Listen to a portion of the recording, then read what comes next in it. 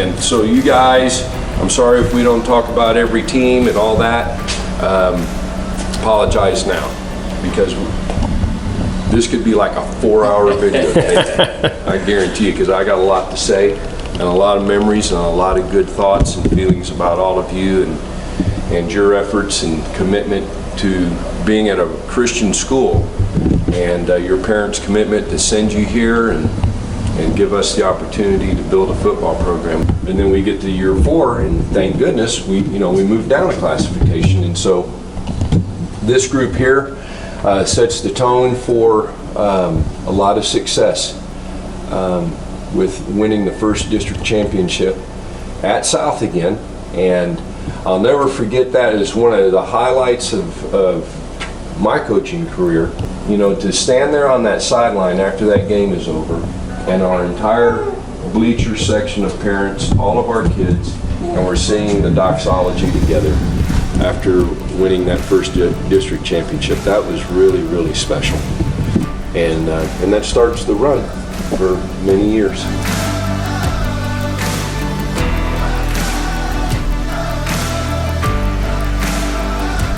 The first district championship, special. Lining up and, smacking Grace Prep in the mouth, that was special, even though, we didn't win, but we certainly were on the playing field and could compete, and we knew it. Arlington Grace Prep here for the first ever playoff game in Concordia history, and we hosted it. It was a home game, and we lost, but it was going into the fourth quarter. It was 13-6.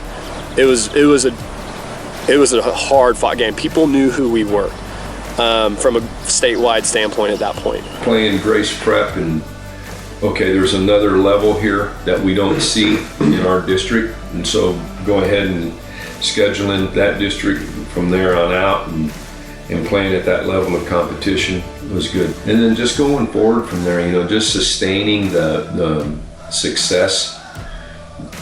You just got to feel good about that, okay, we got a program, and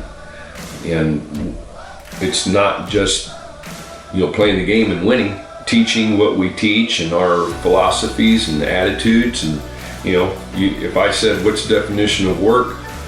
Probably a good many of you would say the things you have to do in order to reach your goals, and you're right. And it's just ingrained. Same thing with effort and goals and all of those things that we did. You feel good about it at the end of the day.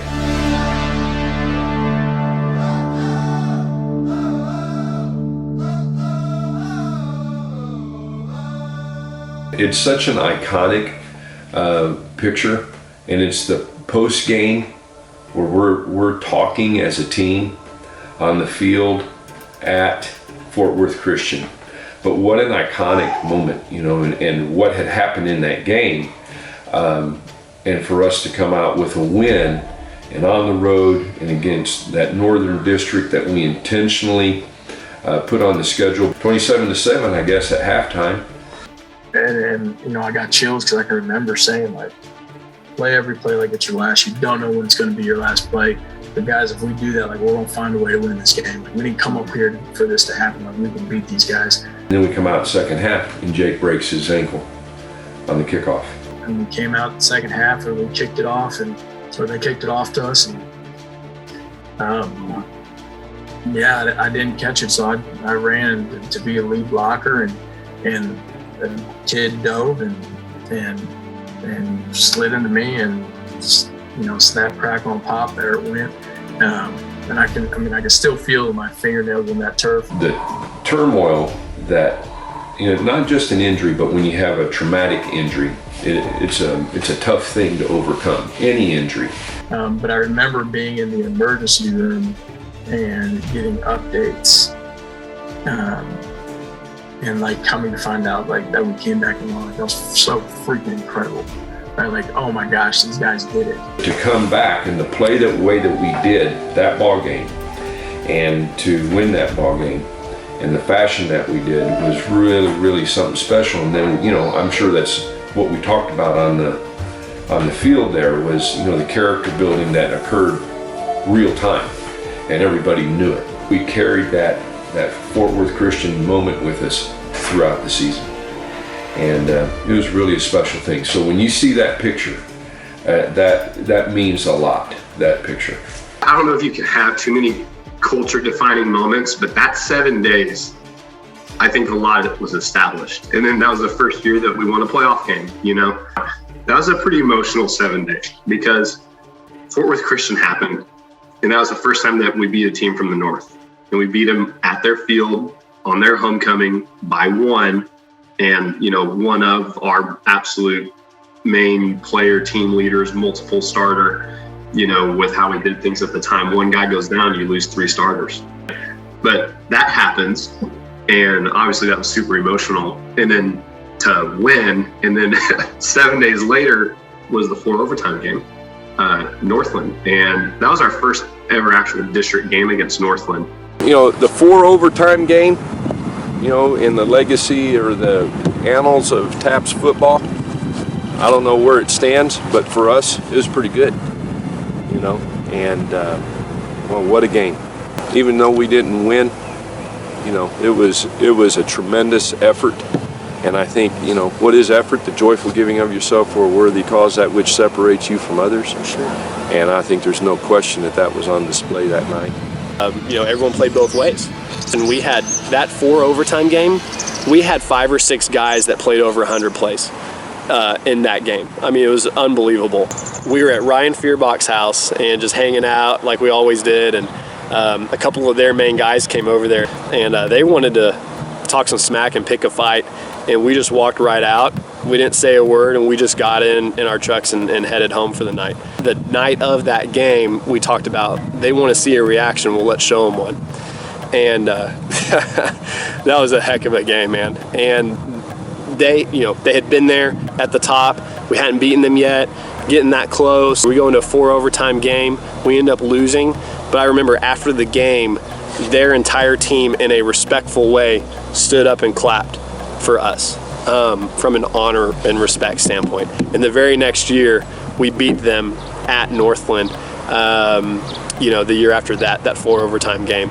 And just, it's really cool to see doing it right pay off. And you know, Coach Christian, Coach Lindquist, the whole coaching staff would always talk about doing things right is going to pay off, even if you don't know how in the heart of the fire, in the heat of the moment.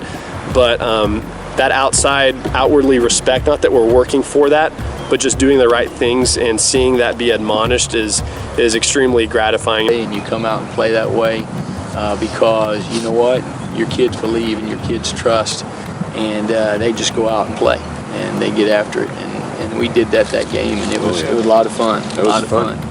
I'm Jacob Vasquez. I've been coaching at Concordia for 16 years. I started coaching when I was in college at my alma mater, Victoria St. Joe. I was coaching there, had just gotten married, and I think we played Concordia. That was when we played at Strake. And from there, my head coach talked to Coach Christian when I decided we needed to move to Conroe. And because of that game, basically, I was able to get my foot in the door at Concordia. I think also mentioning that team that when we went to the semifinals, and then Bobby got sick, and that was a tough situation, and it happened like the day before, wasn't it? Yeah, it was like on third. I think it might have been a Wednesday. And there was a chance we're hoping you could get there and put me in the in the press box, but it just didn't happen. I actually ended up in the hospital. Yeah, and ended up in the hospital, and so we go and we play Liberty Christian again, and we played them in Ennis, and then Flaherty goes and gets himself hurt within our first offensive series. But then, you know, I'll never forget coming to see Bobby. Josh and I, you know, were the last ones to leave the field house that night after we got back from Ennis, and we went down to the hospital, and just the 3 of us in there. It was Bobby and I have had a lot of special moments. Oh yeah, no doubt. Long time. And that was another one. It was. Just to sit there, and we probably sat there and talked for an hour and a half or so. Absolutely. I don't know, I think Josh, what'd we do? We probably left the hospital 3 o'clock in the morning or later. something. It I've been was later, sometime. yeah. The thing though that I guess one of the biggest joys from that experience was we took a bitter loss at Baptist.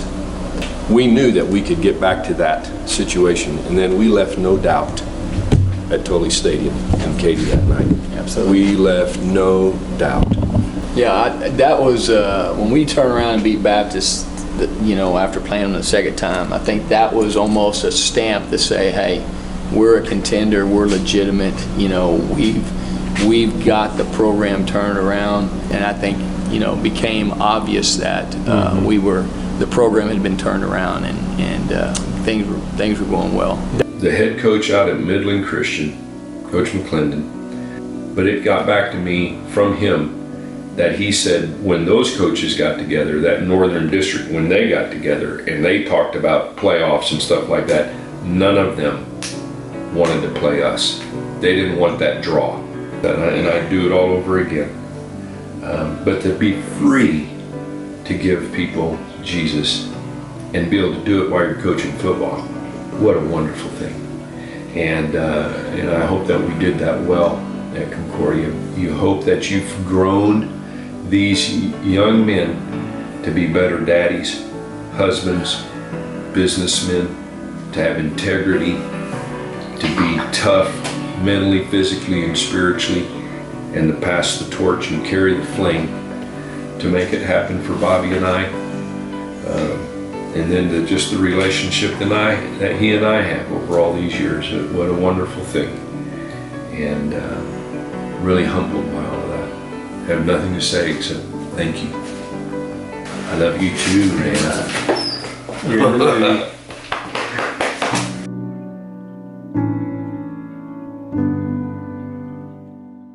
And the cool thing about the transition from Coach Christian to Coach Lindquist is that the expectation for what it meant to be a Crusader didn't really change. Yeah. There was this expectation of if you're going to play Crusader football, you're going to have to come to work. Man, yeah, I was there for the passing of the torch and got to be a part of something really cool. Yeah, I just remember there just being a really truly passing of the torch of, man, this is a pretty just makes sense, seamless transition that everyone was able to buy into. Every year is a special year. And what I don't want to do is make any team I left out feel like, oh, he didn't. No, absolutely not. Every year has highlights. Every year is special in its own way. That was 2008 with Coach Christian's last year. We had 25 seniors on our team, and we had a great team. We graduate 25. We got 3 kids returning from that previous team that had any starting experience, and we get moved up. Of course, you lose Coach Christian as a coach, you lose a big part of your coaching staff. That's huge, a lot of experience. I had a lot of young coaches that we had hired and were working for us. Until we play Grapevine Faith, who they had a quarterback that was insane, and they go up on us if I'm not mistaken, it's 21-0 going into the second quarter, and but we end up taking them, we end up coming back, we take them to, there's 50 seconds left in the game, and we go for 2 and we miss it. And we end up losing 49-50 or something like that, But again, it's okay, we got something special because remember that we had 7 or 8 sophomores starting, and now in 2011, they're going to be seniors. And so we were definitely mission oriented and nothing was going to stand in our way. We start the year off, we go 0-6, and we go 0-5 in pre-district. And it'd been real easy. We went out district. We go and we play TMI in San Antonio. They're 9-1, and we're basically 4-6 on the season. And they're everybody's expecting them to beat us, and we go in there and we pull the upset, and that team is named the Army Strong Team of the Week. You know, something that we have no control over, just out of the blue, because we started off 0-6 and we finished now 5-1. You know, and won a playoff game. Right. We go from there to play Dallas Christian. And I came in with a really good class of guys: Chance Gray, Nathan Potter, Eddie, Cody Huffmeister, Mark Schroeder. I'm missing probably a bunch, but really good group of guys, core group of guys. And that 2010 season, we went on a good run and played some tough teams early on, and then went into the playoffs and ran into a really good team that ended up going to the state championship that year. And we played them close. And that was the point where we knew we were close, but we weren't there. We had just had that relationship for so many years that we were able to kind of just almost just link up and be like, hey, let's do it. I can remember specific times of us both going in a timeout and both having the same idea on the sidelines of hey, now's a good time to call it. We ran the setup a couple times, it's third and long or something, and those moments are just so cool to have. And then of course 2011, you know, everything that Coach Christian started, that all the coaches bought into, the players bought into, come to ultimate fruition in 2011. You know, not to say that there's not moments of success through the whole thing. There obviously is, and I can't remember who said it, but what you get by achieving your goal is not near as important as what you become by reaching your goals, and that's, I think, what happened here. We end up 14-1. We lose the state championship game. Just some really, really good, outstanding players in that group of kids, and a lot of not fantastic players, just average type kids that played out of their minds and did a great job. You know, it's crazy. I look back at how many coaches we had.